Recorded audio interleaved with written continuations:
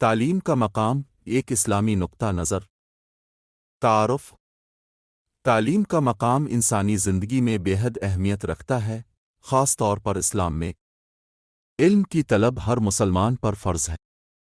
اللہ تعالیٰ نے پہلی وحی میں پڑھنے کا حکم دیا، جو اس بات کا ثبوت ہے کہ علم کی بنیاد اسلام میں بہت مضبوط ہے۔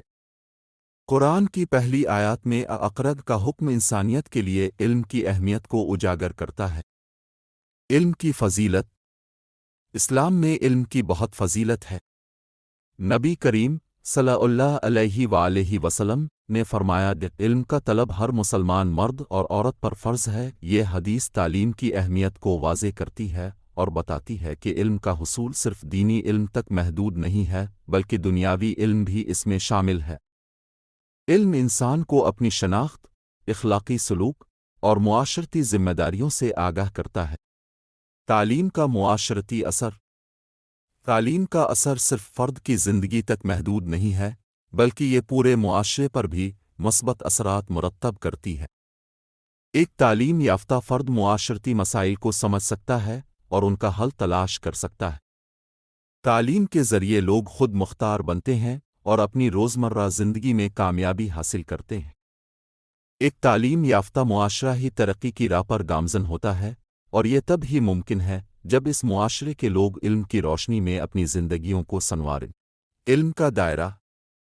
علم کا دائرہ وسیع ہے۔ آج کے دور میں سائنس، ٹیکنالوجی اور دیگر مضامین کی تعلیم حاصل کرنا بہت ضروری ہے۔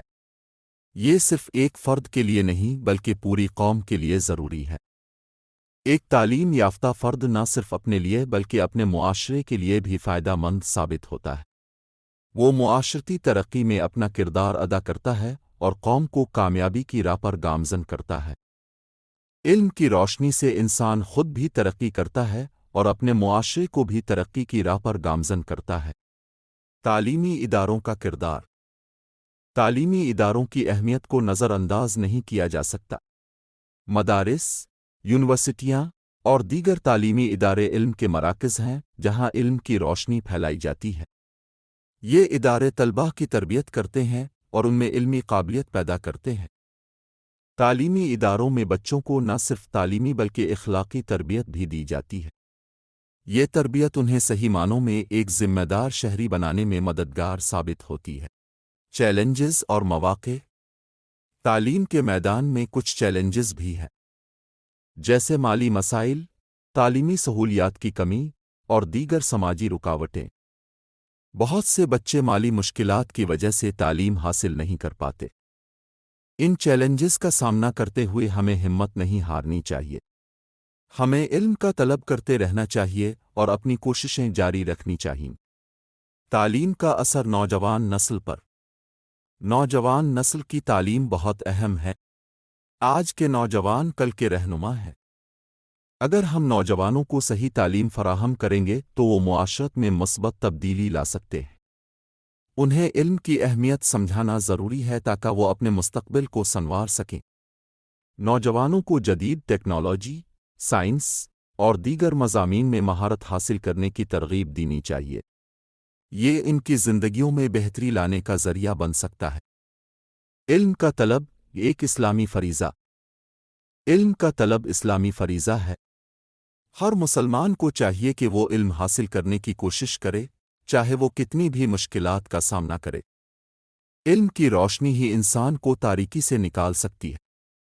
ایک تعلیم یافتہ فرد اللہ تعالیٰ کی رہنمائی کو بہتر طریقے سے سمجھ سکتا ہے اور اس پر عمل کر سکتا ہے۔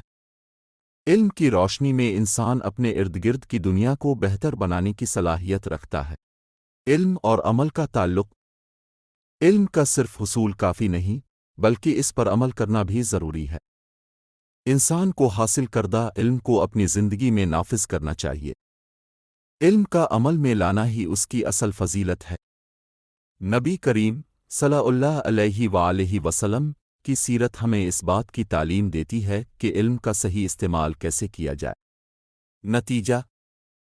تعلیم کا مقام انسان کی زندگی میں بہت اہم ہے۔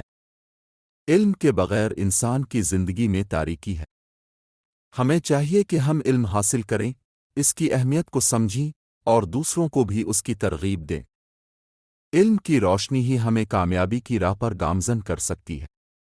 آج کی نسل کا علم حاصل کرنا اور اس علم کو معاشرت میں پھیلانا بہت ضروری ہے تاکہ ہم سب مل کر ایک بہتر معاشرہ تشکیل دے سکیں۔